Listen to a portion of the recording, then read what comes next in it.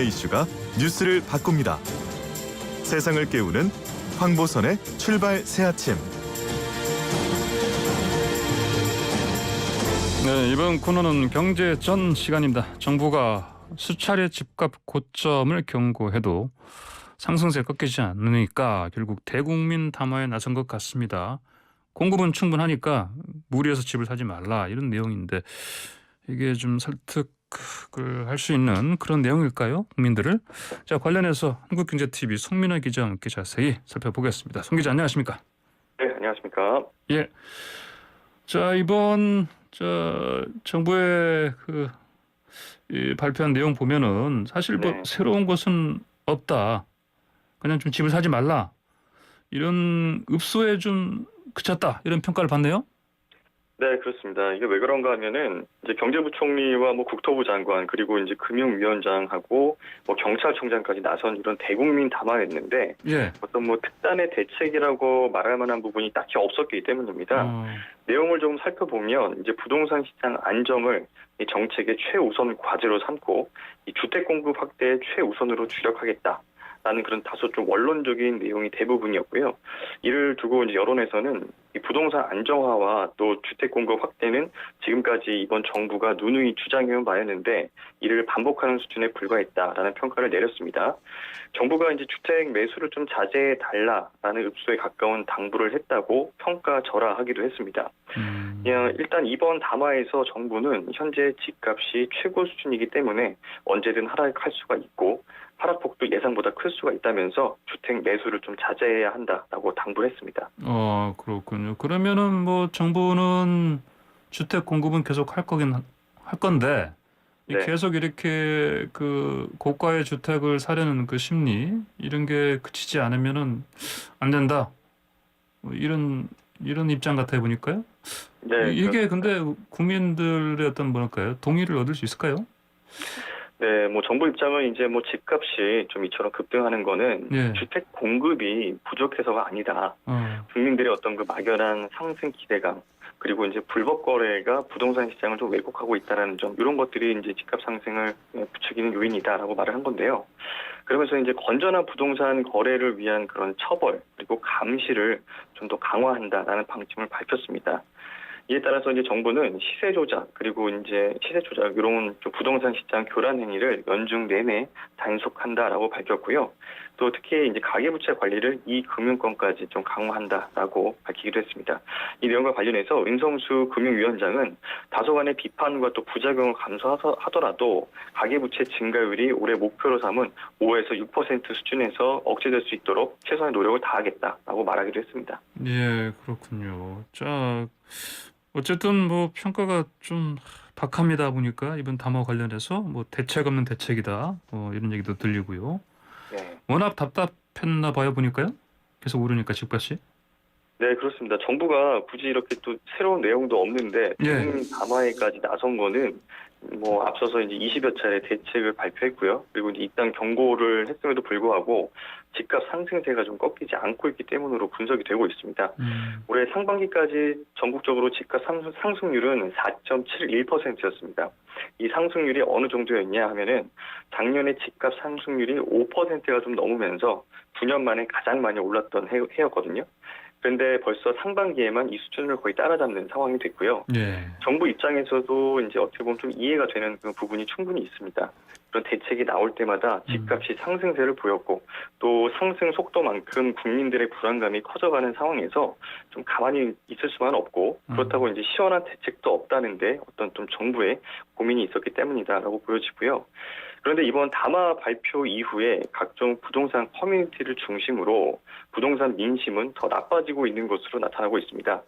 정부가 이제 부동산 정책 실패에 대한 어떤 반성은 하나도 없고, 이 기대심리나 실거래가 띄우기와 같은 일부 국민에게 잘못이 있다라는 식의 어떤 핑계만 대고 있다라는 게 좀 큰 이유였는데요. 예. 그러면서 이제 부동산에 관심이 많은 국민들은 이날 정부 발표를 좀 조목조목 반박하기도 했습니다. 어쨌든 전반적으로 이번 담화 내용이 국민들의 공감을 얻지 못했다, 이렇게 봐야 되겠네요. 네, 그렇습니다. 뭐 어제 이제 담화에서 홍남기 경제부총리는 올해 초에 이제 어렵게 이제 안정세를 찾아가던 집값이 4월 이후에 수도권을 중심으로 또 불안한 모습을 보이고 있다라고 하면서 좀 안타까워하는 모습을 보였거든요. 예. 그런데 홍 부총리가 이제 4월 이후 집값이 왜 올랐는지 이 오른 원인을 조금 자세히 설명하지는 못했습니다. 반면에 이제 국민들 입장에서는 이 원인이 좀 더 명확하게 밝혀지기를 바랐던 그런 부분들이 있었습니다. 이 정부의 불명확한 그런 분석과는 달리 부동산 전문가들은 좀 명확한 이유를 제시하고 있었는데요. 전문가들은 이제 서울 아파트 값이 강남 재건축 단지를 중심으로 좀 들썩이기 시작한 그런 결정적인 원인을 재건축 2년 실거주 의무 규제 때문이다라고 분석을 하고 있었습니다. 최근에 이 재건축 2년 실거주 의무 규제는 백지화됐지만 집값 상승을 부추긴 요인이라고 본 겁니다. 이 압구정 현대아파트의 경우에는 이제 올해 2월에 4구역을 시작으로 5, 2, 3구역이 잇따라서 조합 설립 인가를 받았습니다. 이 압구정에는 재건축에 반대하는 실버 세대들이 좀 많아서 향후 10년에서 20년 동안은 재건축 추진이 좀 지지부진할 거다라는 예상이 좀 많았었는데 실거주 의무 때문에 이를 좀 피해보고자 갑자기 이제 조합 설립 붐이 일어나게 된 겁니다.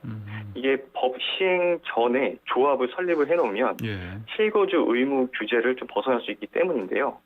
이 조합 설립을 서두른 그런 이유라고 부동산 시장을 좀 분석을 하고 있었고요.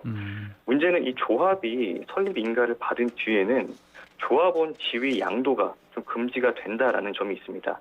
그렇기 때문에 이 규제를 좀 피하기 위해서 서둘러서 아파트를 이렇게 사들이는 사람들이 좀 늘었고 이 이유 때문에 그 4월 이후에 그런 압구정 아파트 단지에서는 거래가가 사상 최고 가격을 넘어서는 신고가 행진이 이어진 것으로 분석을 하고 있었습니다. 예. 이 강남 아파트 값이 뭐 평당 1억 원 시대까지 왔는데, 네. 근데 이제 정부는 아까 말씀하신 것처럼 집값이 더 오를 거라는 그런 막연한 기대 심리 때문에 또 이 추세가 꺾이지 않을 것이다. 이렇게 지금 분석을 하고 있다는 거 아닙니까?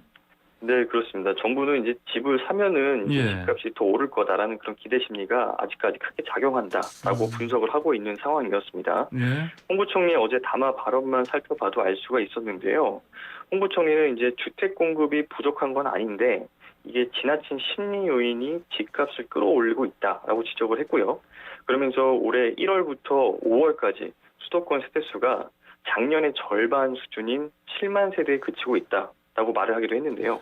즉 이게 증가한 세대수가 적어서 주택 수요가 많이 늘어나지 않은 상황임에도 불구하고 집값이 지금 오르고 있다라는 그런 얘기를 한 거고 이 역시 기대심리 때문으로 오르고 있다라는 얘기였거든요. 하지만 이제 많은 부동산 전문가들은 이 홍 부총리와는 조금 전혀 다르게 분석을 하고 있었습니다. 가장 큰 이유를 전셋값 급등 때문으로 보고 있었는데요. 이 임대차 3법이 발표가 되면서 집주인들이 처음부터 이제 높은 값에 전세를 내놓으면서 예. 전세값을 끌어올렸고 이 전세값이 급등을 하자 잠잠했던 2030 세대들부터 어떻게 보면 좀 빚을 내서라도 집을 좀 장만하겠다라는 심리를 다시 등판시켰다라는 분석이 나오고 있습니다. 예. 그 노도강이라고 많이 들어보셨잖아요. 예. 노원, 도봉, 강북. 네. 예. 노원, 도봉, 강북구 예. 뭐 이런 지역과 같이 서울 외곽 지역 그리고 이제 경기도와 같은 지역의 아파트 값이 급등한 원인이 바로 이제 2030 세대의 매수세 때문이다라고 볼 수가 있는 건데요. 이 주택 공급이 부족하다는 정부의 판단 기준이 좀 포괄적으로 접근했기 때문이다라는 지적도 나오고 있는 반면에 이번 젊은 세대의 어떤 내 집 마련 수요는 조금 이런 특정 지역을 중심으로 굉장히 강하게 작용하고 있는 것도 알 수가 있었습니다. 예. 지금 금융위원장도 나왔고 국토부 장관도 나오지 않았습니까? 이분들도 네, 뭔가 좀 그 홍 부총리 그 대담에 힘을 실어주는 얘기도 하지 않았습니까? 네, 뭐 금융위와 국토부도 좀 적극적으로 이런 지원 사격에 나서는 모습을 보였는데요. 예. 윤성수 금융위원장은 이제 금융시장은 안정을 찾아가고 있지만 민간 부채가 급증하고 그리고 이제 일부 자산 시장이 좀 과열 조짐을 보이는 것과 같은 좀 잠재적인 리스크들이 동시에 누적이 되고 있다라고 말을 하면서 글로벌 금리가 상승할 때 이 자산 시장의 어떤 그 가격 조정까지 맞물린다라고 한다면 예. 경제 전반에 부실이 확대될 수 있다라고 말을 하기로 했습니다. 경고를 한 거죠. 금리 인상이 어떻게 보면 좀 내관이 될 수 있다. 이 부분을 좀 경고한 발언이었고요. 예.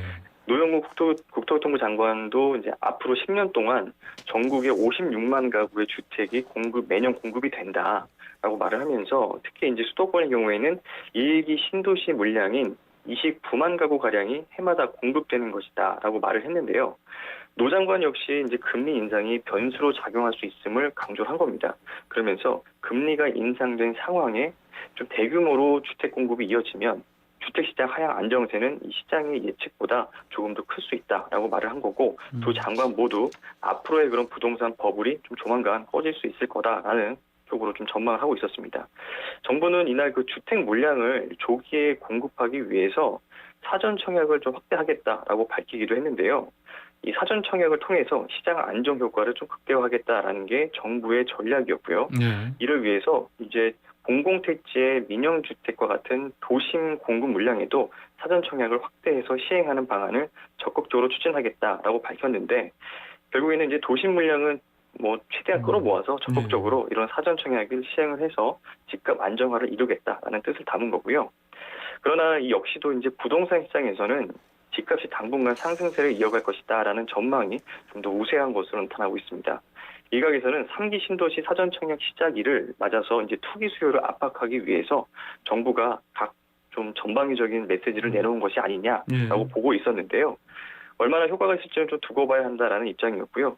특히 이제 정부가 금리가 인상되면 부동산 버블이 금방 꺼질 것이다라고 예측한 것과는 달리 부동산 시장에는 연내 금리 인상이 이루어져도 인상폭이 그렇게 크지 않을 것으로 보여서 시장에 미치는 영향은 좀 지극히 제한적일 것이다라고 분석을 하고 있습니다. 알겠습니다. 오늘 얘기 여기까지 듣겠습니다. 감사합니다. 네, 고맙습니다. 네, 지금까지 한국경제TV의 송문영 기자였습니다.